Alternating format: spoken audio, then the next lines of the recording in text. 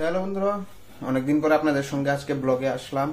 তো বাংলা নতুন বর্ষের সবাইকে শুভেচ্ছা অগ্রিম এবং অভিনন্দন।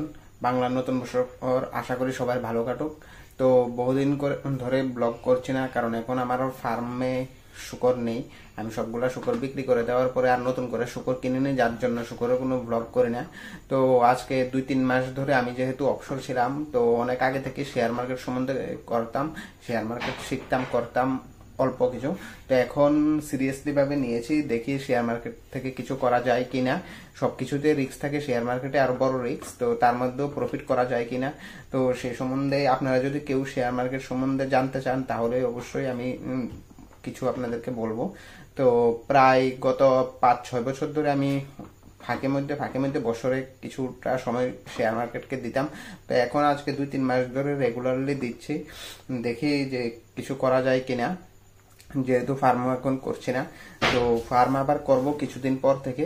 তো এখন শেয়ার মার্কেট দেখি কিছু করা যায় কিনা। তো মোটামুটি প্রফিটে ছিলাম, মধ্যে দিয়ে কিছু ভুলের জন্য আবার কিছু ডাউনে গেছে, এখন আবার মোটামুটি কাভার করার চেষ্টা করছি। তো আপনাদেরকে দেখাই শেয়ার মার্কেট সম্বন্ধে। তো আপনারা যদি কেউ শেয়ার মার্কেট সম্বন্ধে আসলেই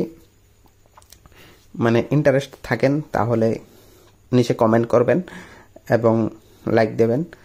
আর যারা শেয়ার মার্কেটকে জুয়া মনে করে, আমাদের বেশিরভাগ মানুষই বলে যে শেয়ার মার্কেট মানে জুয়া, টাকা ডুবে যাবে। তো সেরকম কিছু না, শেয়ার মার্কেটের মধ্যে টাকা সেভ রাখার উপায় আছে এবং ডুবিয়ে দেওয়ারও উপায় আছে। তো রিস্ক সমস্ত কিছুতে থাকে, বিজনেস মানে রিস্ক, শেয়ার মার্কেটও একটা বিজনেস। এডুকেশন ভালোভাবে করলে তাহলে আপনার রিস্ক একদম 99% থাকে না। তো এবং টাকাও আপনারা যারা ব্যাংকে টাকা ফিক্সড করেন, তার থেকে ভালো রিটার্ন পাওয়া যায় শেয়ার মার্কেট থেকে। ব্যাংকে টাকা ফিক্সড করলে 7%-এর উপরে, 7% তো সব ব্যাংকে দেয়ও না, তো 5-7%-এর মধ্যে ইন্টারেস্ট পাওয়া যায়। কিন্তু শেয়ার মার্কেট থেকে ইজিলি আপনারা 10-15%-এর মতো ইন্টারেস্ট পেতে পারেন। তো যেটা একদম রিস্ক ফ্রি। আর রিস্ক নিয়ে করলে 100% ইয়ারলি কি 20-25-30%ও রিটার্ন পেতে পারেন। তো এগুলা হলো চার্ট শেয়ার মার্কেট। যারা দেখেন তারা তো এগুলা দেখলেই বুঝেন যে শেয়ার মার্কেটে। তো আমি গত প্রায় 3-4 মাস ধরে রেগুলারলি করছি। তো তার মধ্যে এটা হলো এপ্রিল মাসের, এই যে এগুলা দেখা যাচ্ছে, এগুলা এপ্রিল মাসে আমি টোটাল 5 দিন ট্রেড করেছি। 5 দিনের মধ্যে আমি করি FN1 ফরেক্স, মানে অপশন ট্রেডিং। তো অপশন ট্রেডিং এর মধ্যে আমি 5 দিন ট্রেড করেছি, তার মধ্যে 1 দিন লস হয়েছে আর বাকি 4 দিন লাভ হয়েছে। কিন্তু টোটালি এভারেজে আমার এখানে দেখা যাইতেছে 2000 টাকা লাভ হয়েছে, আর 700 টাকা ট্যাক্সি দিয়ে দিতে লাগছে, আর বাকি আমার 1600 টাকা মাত্র প্রফিট হয়েছে। এখানে আমি টাকা ইনভেস্ট করছি মাত্র 10-12 হাজার টাকার মতো প্রত্যেক দিন।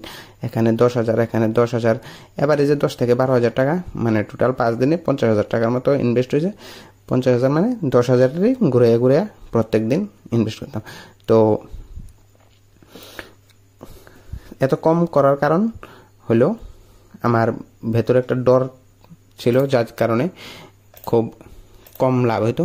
যেরকম দেখুন 4 তারিখের প্রফিটটা এখানে, 4 তারিখ 1400 টাকা প্রফিট হয়েছিল, এর মধ্যে ট্যাক্স টুক্স কাটটা 1300 টাকা রয়েছে। কিন্তু 1 তারিখ দেখুন 436 টাকা, 1 তারিখ কোনো ট্যাক্স কাটছে না, কি কারণে জানি না, এপ্রিল মাসের প্রথম দিন দেখে নাকি। তো 436 রয়েছে। 2 তারিখ যে লসটা করছি, 2 তারিখের লসটা হয়েছে টোটাল, এমনিতে লস করছি 348 টাকা, ট্যাক্স সহ 587 টাকা গেছে। 3 তারিখ লাভ হয়েছিল 220 টাকা, কিন্তু ওই দিন ওভার ট্রেডিং করা লেগেছে, যার কারণে নেট প্রফিট হয়েছে 27 টাকা, মানে -27। আমার অ্যাকাউন্ট থেকে 27 টাকা কাছে ট্যাক্সি দিয়ে লাইছি, বেশি লাভের থেকে বেশি ট্যাক্সি দিয়ে লাইছি 3 তারিখ। আর 5 তারিখ 677 টাকা লাভ করছি, তার মধ্যে ট্যাক্স গেছে না, এটা হচ্ছে নেট প্রফিট, ট্যাক্স টুক্স কাটটা 459 টাকা রয়েছে।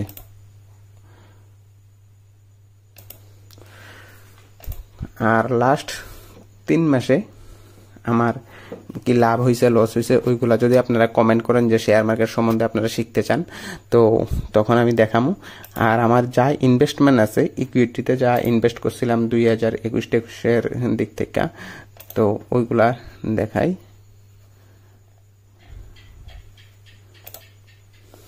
এই যে টোটাল ইনভেস্টমেন্ট যেগুলা করা আছে তার মধ্যে আমার টোটাল এখানে পোর্টফোলিও এটা হচ্ছে প্রফিট, টোটাল প্রফিট 25,000 টাকা এখানে টোটাল প্রফিট আছে, যেটা আমি ইনভেস্ট করছি 21 ডিসেম্বর-নভেম্বরের থেকে। তো তখন থেকে 27% মানে প্রায় 30% এর কাছাকাছি রিটার্ন পাইছি। আরো বেশি আসছিল কিন্তু গত মাসের থেকে এই মাসে মার্কেট কিছু ডাউন হয়েছে যার কারণে এখানে প্রফিটটা কমে গেছে, 35% এর কাছাকাছি আসছিল। তো এর মধ্যে কিছু যেমন উইপ্রো একটা কোম্পানি এটা এখনো 7,000 টাকা লসে আছে, যদি ওইটা লসে না যাইতো এটা লসে না যাইতো তাহলে এভারেজে আরো বেশি হইতো। তো এটা হচ্ছে ইনভেস্টমেন্ট যেটা বিভিন্ন স্টকের উপরে ইনভেস্ট করে রাখছি। যদি কেউ আরো ডিটেলসে জানতে চান তাহলে অবশ্যই কমেন্ট করবেন, তাহলে আমি শেয়ার মার্কেট সম্বন্ধেও কিছু আমি যতটুকু পারি আপনাদেরকে শেখানোর চেষ্টা করব। আর আমি ফিউচার এন্ড অপশানে এখন কাজ করতেছি, কারণ প্রত্যেক দিন 10 থেকে 15,000 টাকা ইনভেস্ট করে মোটামুটি 500-700 টাকা কোনো ব্যাপার না ইনকাম করা, কিন্তু কোনো সময় লসও হয়ে যায়, যেরকম আমি দেখাইতেছি আপনাদেরকে।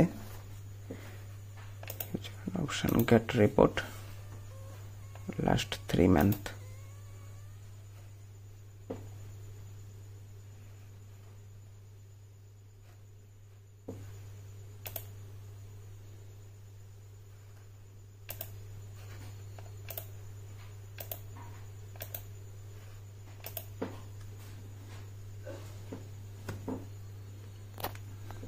এই যে দেখুন আমি প্রথম শুরু করছি যখন মানে এর আগে দেখুন ট্রেডার কোনো সময় করছি না, বহুত আগে অনেক করছিলাম 2021-22-এর দিকে। তারপরে জানুয়ারিতে ট্রেড করা শুরু করছি 31 তারিখ প্রফিট, 1 তারিখ প্রফিট, 2 তারিখ প্রফিট, 3 তারিখ, 4 তারিখ, শনিবার রবিবার বন্ধ থাকে, 5 তারিখ প্রফিট, 6 তারিখ প্রফিট, 7 তারিখ প্রফিট, 8 তারিখ প্রফিট, 9 তারিখ প্রফিট, এক কাতারে 8 দিন প্রফিট। তারপরে শনি রবি বদ্ধ, সোমবারে আমি কিন্তু তখন 15,000 টাকা দিয়েছি না, এই লাভগুলা করতাম একাই। তো আমি ভাবছি হঠাৎ করে যে যেহেতু আমি একাই প্রত্যেকদিন প্রফিট করতেছি এবং বিভিন্ন কিছু শিখছি, শিখার পরে ট্রেড করতেছি, তো টাকাটা কিছু বাড়াই। তো আমি আরো টাকার সংখ্যাটা বাড়াইয়া বড় অঙ্কে ট্রেড করতে গেছি, যে আমি 10,000 টাকা দিয়ে যেহেতু 500 থেকে 1,000 টাকা লাভ করতে পারি, তাহলে হয়তো বা 50,000 টাকা হইলে আরো বেশি প্রফিট করতে পারম। তো সেই হিসাবে আমি 8 তারিখ 9 তারিখ বড় টাকা দিয়ে ট্রেড করা শুরু করছি। 2 দিন লাভই হয়েছিল। 3 নাম্বার দিনে যে লসটা হয়েছে এখানে 12 তারিখ, লসটা একটু বড় অঙ্কের। তো যদি আপনারা বলেন পরবর্তী সময়ে দেখামো, কমেন্ট যদি করেন কেউ যদি ইন্টারেস্টেড থাকেন। তো 12 তারিখ লাভে ছিলাম, প্রায় 2700-2800 টাকার মতো লাভে আসছিলাম। তো ওই লাভটা আমার চোখে লাগছিল না, আমি ভাবছিলাম যে একটু বেশি লাভ করি, 5,000 টাকার লাভটা মিলাই, যে 50,000 টাকা ইনভেস্ট করছি, 5,000 টাকা তো লাভ লাগেই। তো 5,000 টাকা মিলাইতে যাইয়া আমি অনেক টাকা লস করছি। তারপরে লস আবার রিকভারি করার পরে আবার 5,000 টাকা মিলাইতে গিয়া তারপরে আবার লস হয়েছে। এদিন লস হওয়াতে পরের দিন আর ট্রেড করছি না, তারপরের দিন আবার করছি, আবার লস, তারপরের দিন আবার করছি না, এরপরের দিন আবার করছি, আবার লস। তো একাই এতদিন লস করে না, আবার মধ্যে দিয়ে কদিন করছি না, তারপরে একদিন করছি আবার লস, এরপরে আবার ট্রেড করছি না, এরপরে 2 দিন করছি, এরপরে তো মোটামুটি আবার একটা এভারেজে লাভে লসে চলতেছিল। তো শেয়ার মার্কেটে ট্রেড করলে মানে রিস্ক টু রিওয়ার্ড রেশিও যেটা, এটা ঠিক রাখতে লাগে। যা লাভ করবেন তার থেকে কম লস করতে হইব, কিন্তু আমি এই জায়গাতে ওইটা ঠিক রাখতে পারছি না, যার জন্য আমি কিছুটা লসে আছি। তো যদি আপনারা ডিটেলস জানতে চান তাহলে কমেন্ট করবেন, কমেন্ট করে জানতে চাইলে তাহলে, যেহেতু আমার চ্যানেলে বেশিরভাগই ফার্মার, ইনভেস্টমেন্ট খুব কমই আছেন, যারা ইয়ং জেনারেশন আছে, আমি দেখেছি যে আমার চ্যানেলে বেশিরভাগ ইয়ং আছে যারা এখনো মানে ইনভেস্ট করে পয়সা বানাইতে চাইতেছেন, তো যদি এমন কেউ থাকেন তাহলে কমেন্ট করে জানাবেন, তাহলে ভিডিও করব। অন্যথায় এই চ্যানেলে এরকম ভিডিও বানিয়ে কোনো লাভ নেই। তো আশা করি আজকে ভিডিওটা ভালো লাগবে। যদি ভালো লাগে থাকে তাহলে চ্যানেলটাকে সাবস্ক্রাইব করে আর কমেন্ট করে দেবেন, তাহলে আগামীতে এরকম ভিডিও আরও বানাবো। ধন্যবাদ আপনাদের সবাইকে ভিডিওটা লাস্ট অবধি দেখার জন্য, যারা যারা লাস্ট অবধি দেখেছেন।